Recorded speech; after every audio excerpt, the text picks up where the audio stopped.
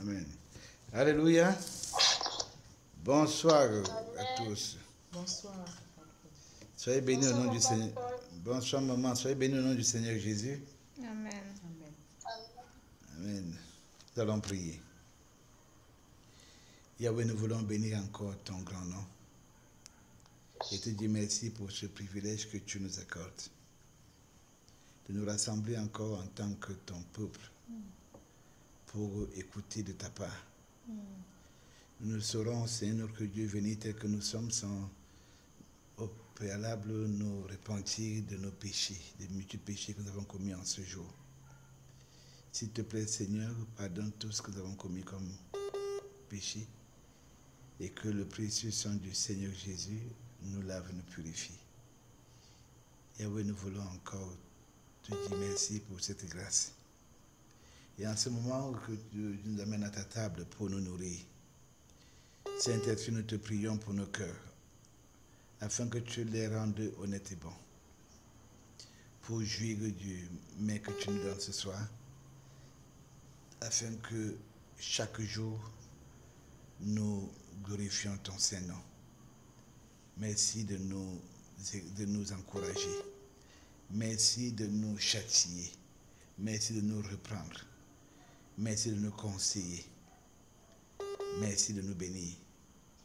À toi la gloire, en Jésus-Christ, notre Rédempteur, nous avons prié. Amen. Amen. Amen.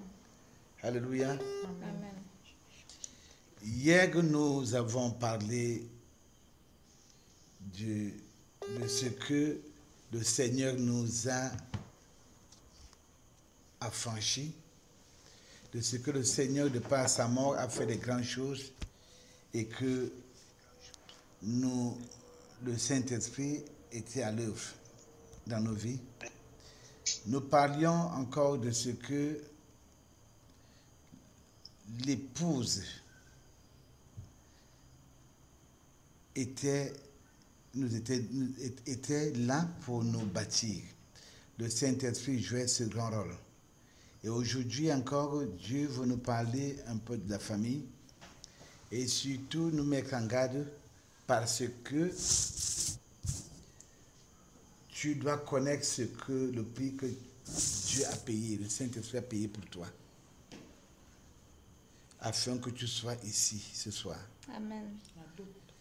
Je voudrais encore te dire, mon frère, ma soeur, je voudrais nous dire que nous sommes une vierge pure. Amen. Nous sommes une vierge pure. Quand le Saint-Esprit entre en action dans une vie, aussi vrai qu'il est saint, tel qu'on a vu hier, la sanctification du Saint-Esprit, si le Saint-Esprit demeure en toi, rassure-toi que tu es qualifié pour la rencontre de ton époux. Fais ton possible pour le maintenir en toi. Pendant qu'il est là, tu es une vierge pure. Et ce soir, Dieu veut nous mettre en garde contre ce qui nous entoure. Nous allons ouvrir nos Bibles dans le livre de 2 Corinthiens, chapitre 11, versets 1 à 3. Et aussi, nous allons voir Galates, chapitre 6, versets 14 à 16. 1 Corinthiens, chapitre 11. Combien? 1 Corinthiens. 2 Corinthiens, pardon, chapitre 11. 2 Corinthiens, chapitre 11, versets 1 à 3. 2 Corinthiens 11, versets 1 à 3. La conduite de l'apôtre.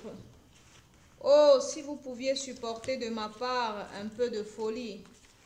Mais oui, supportez-moi, car je suis jaloux de vous d'une jalousie de Dieu, parce que je vous ai fiancé à un seul époux, pour vous présenter à Christ comme une vierge pure.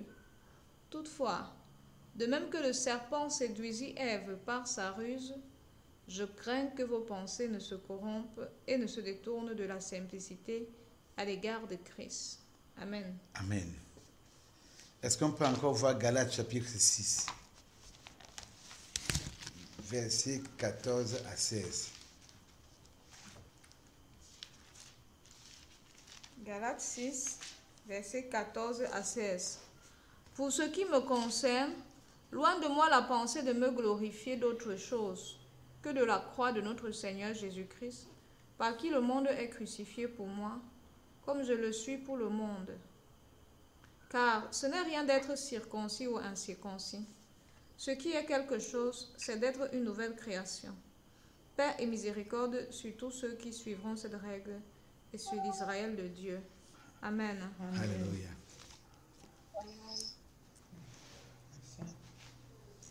En d'autres termes, mon frère, ma soeur, nous sommes Israël de Dieu. Nous sommes l'épouse de Christ. Nous sommes fiancés au Seigneur Jésus comme des vierges pures. Mais alors, nous devons batailler pour demeurer purs. Quand l'apôtre Paul parle aux Corinthiens, permettez-moi de nous dire que Corinthe était une ville souillée. À l'époque de Paul, on avait à Corinthe un temple qui engageait chaque année 1000 prostituées professionnelles. La ville était ouverte. La ville était, comme nous disons tous, une ville d'affaires, aussi vraie que des grands bateaux y accostaient. Il y avait des grands commerces. Et là où il y a grand commerce, il y a toujours du désordre. En principe, l'impudicité. Quelqu'un disait qu'il existait même à Corinthe un verbe qui était le suivant, corinthianiser. Corinthianiser signifiait vivre sans honte dans l'impudicité. Nous pouvons voir la grosseur, l'épaisseur du péché de cette ville dans laquelle l'apôtre Paul est arrivé et a pris par la grâce de Dieu sur lui de bâtir cette église de Corinthe qu'il chérit.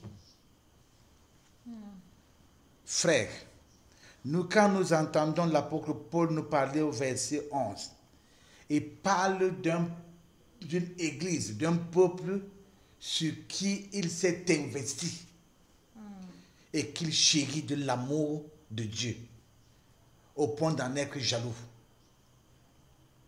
Écoutez, personne n'avait le droit de lui ravir ce peuple.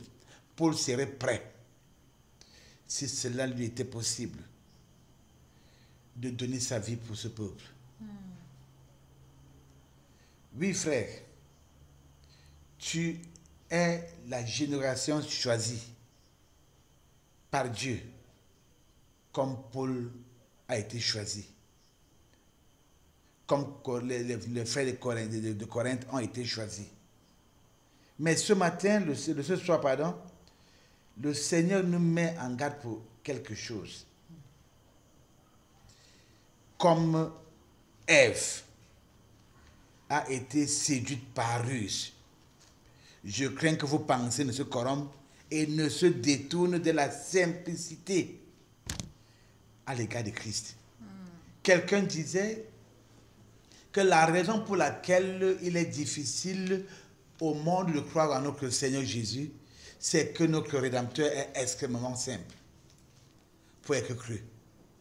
L'homme aurait attendu que pour avoir le salut, qu'on débourse de grands efforts et de grandes sommes d'argent, comme c'est le cas aujourd'hui autour de nous, ou pour avoir certains privilèges, on va faire des voyages et faire des sacrifices énormes pour être maintenu haut. On a jusqu'à sacrifier même le fruit de ses entrailles parce qu'on veut rester haut. Mais Christ n'a sacrifié personne. Il s'est sacrifié pour nous. Et Paul peut être jaloux du peuple de l'église de Corinthe, mais d'une jalousie de Dieu. Parce que Paul n'a pas fiancé l'église de Corinthe à lui-même, Paul. Que personne ne regarde Paul comme étant quelque chose, mais juste la courroie qui le conduit à l'époux, qui est Christ. Et Paul désire une chose. Paul rêve d'une seule chose. Présenter l'église de Corinthe à Christ comme une vierge pure. Parce que l'église de Corinthe, toi, génération choisie, tu es une vierge pure. Amen. Maintenant donc, tu n'es pas pur seulement au milieu des purs. Des hommes et des femmes en grand nombre chercheront à combattre ta pureté, chercheront à te corrompre, utiliseront comme au temps de l'apôtre Paul,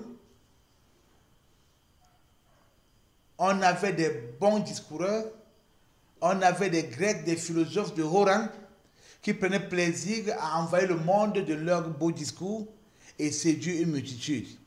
On avait des religieux tels que les judaïstes qui voulaient absolument amener tous les frères, tous les païens qui ont cru en Jésus-Christ à judaïser, à savoir, à se faire circoncire, à mettre la loi, à valoriser la loi au détriment de la foi en Christ.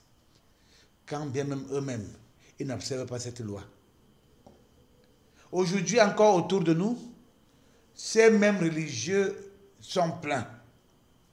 On va te dire, je suis chrétien d'eux, je suis chrétien d'ici, de là, je fais ci, je fais ça. Et rejetant ainsi ce qui est le plus important, à savoir Christ. Frère, tout ce qu'on peut te proposer en dehors du Christ, qui seul nous assure du confort éternel, ce ne sont que des choses de la terre. On te dira, tu vas voyager. Je peux t'assurer d'une chose, c'est que tu vas voyager et tu n'iras pas au ciel. Tu prendras l'avion qui va s'envoler et finira toujours par atterrir. Donc, le voyage n'est pas une assurance. Tu vas te marier, c'est une bonne chose. Moi-même, je veux me marier. Mais le mariage n'est pas une assurance. Tu vas avoir ci, tu vas avoir ça. C'est une bonne chose. Je n'ai rien contre la richesse. Aussi vrai que l'or et l'argent appartiennent à mon père a la capacité d'enrichir. Et quand il enrichit, tu es vraiment enrichi. La Bible me dit que ça bénédice. Quand il te bénit, tu es réellement béni. Quand Dieu te bénit, la Bible me dit que c'est la bénédiction de l'Éternel seul qui enrichit. Il nous l'a fait suivre le grand chagrin. Mon frère, ma soeur, Paul a payé le prix. Je ne connais pas celui qui a payé le prix pour toi. Je peux te rassurer d'une chose, c'est que nous sommes aujourd'hui enfants de Dieu parce que des hommes et des femmes ont payé de leur vie pour que nous y soyons. Et nous ont fiancés à l'époux par excellence. Quand on écoute l'apôtre Paul parler, c'est comme si Paul va se rassurer que Christ est déjà venu et il va lui présenter l'église de Corinthe avant de mourir. L'apôtre Paul est mort dans les années 68. L'église de Corinthe a continué. Mais Paul sait une chose, qu'il va la présenter à Christ comme une vierge pure. Il désire Corinthe, l'église de Corinthe soit et demeure une vierge pure. Il la met en garde contre ceux qui les entourent, qui viendront aussitôt leur parler de tout, sauf du salut en Jésus-Christ, qui leur parleront de la religion, qui leur parleront de la loi. Ose parler du Seigneur Jésus.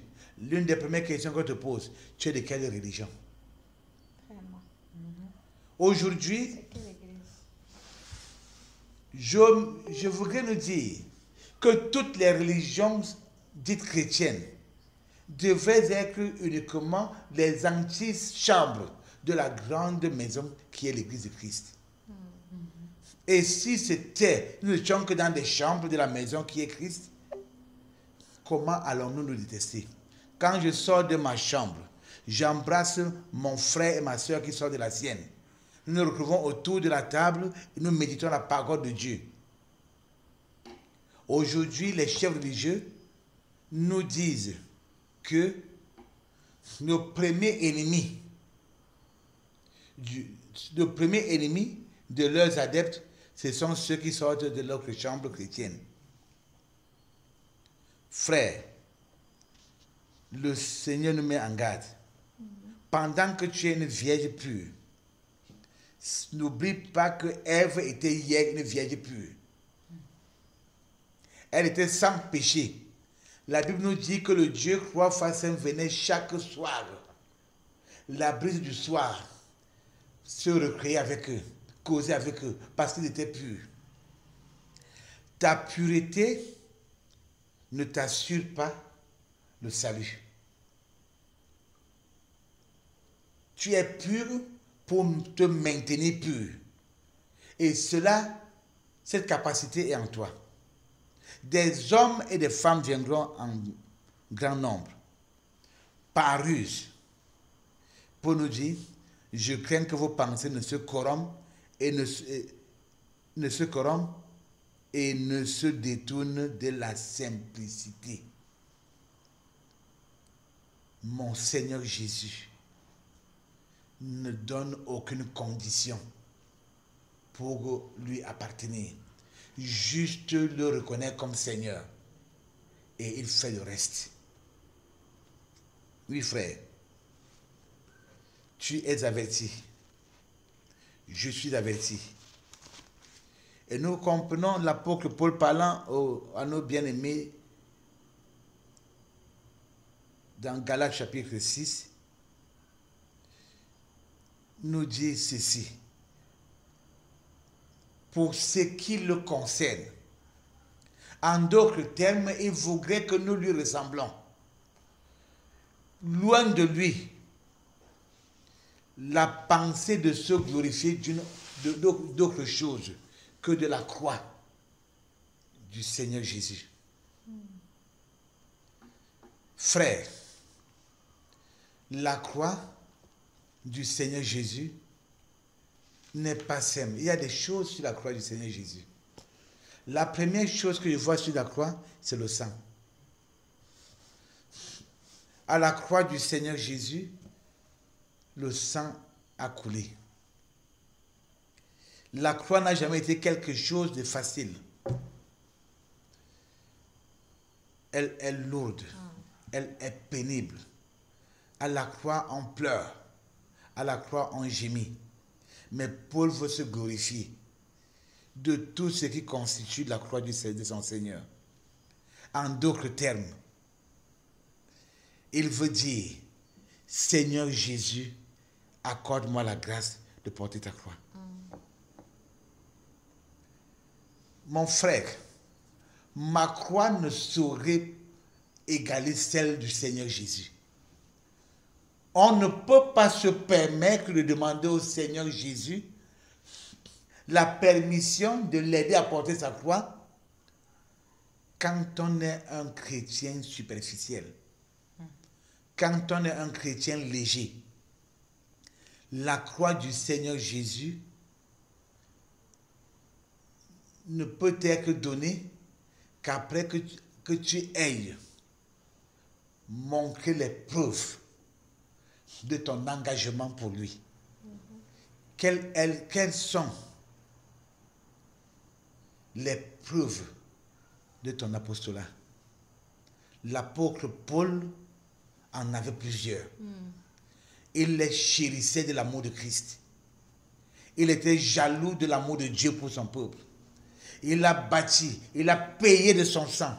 Et plusieurs fois, il a risqué la mort. Parce que son Rédempteur mérite d'être valorisé. Paul ne s'est jamais prêché. Il a prêché Christ. Christ crucifié. Et s'il y a lieu de se vanter, de se glorifier, il veut se plaire. Il veut voir la croix de notre Seigneur Jésus valorisée. Parce que pour Paul, comme pour toi, frère, le monde est crucifié. Quand on te dit crucifié, quand on te crucifie, c'est que pour ceux qui te crucifient, tu n'as plus de valeur. Quand on crucifiait les brigands, ils n'avaient plus droit à la vie. Le crucifié est un homme qui était considéré par ceux qui le crucifient comme un homme indésirable. Il n'est plus désirable. Il n'a plus de valeur. Il ne mérite plus de vivre. Mon frère, quand on se glorifie de la croix du Seigneur Jésus, on doit prendre plaisir de voir le monde crucifié, donc sans valeur pour toi.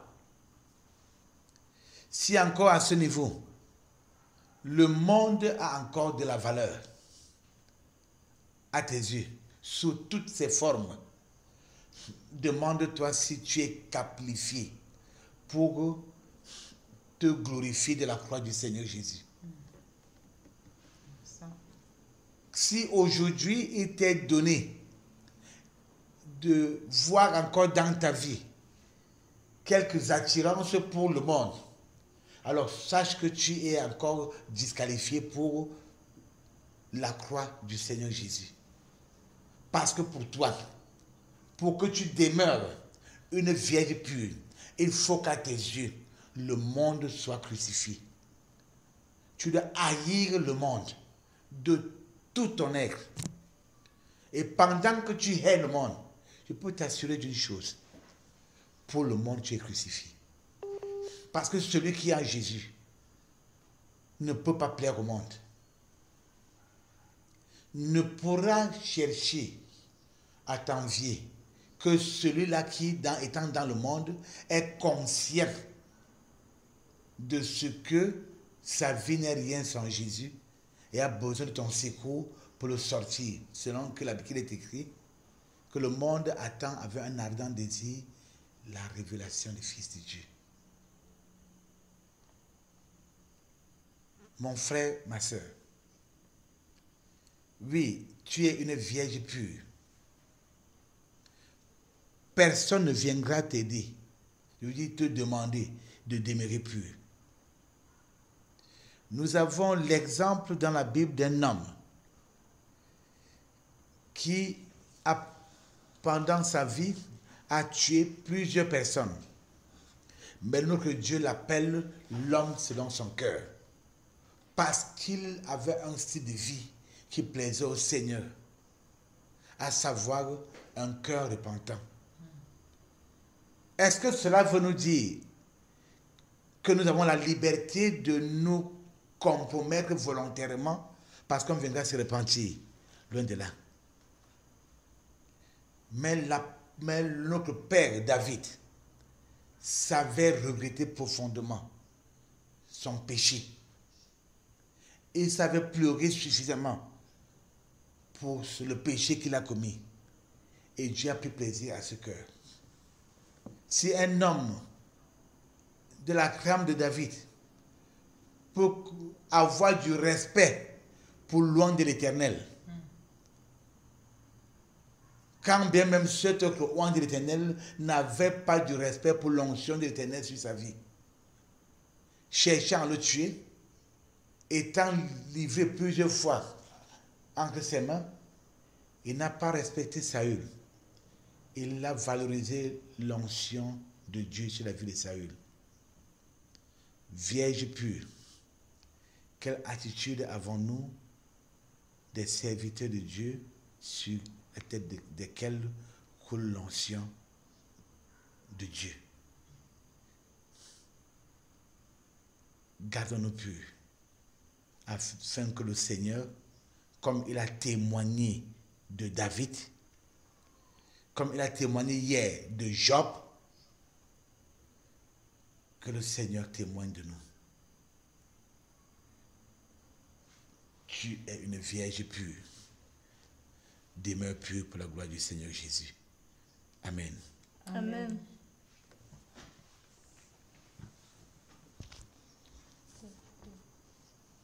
Amen.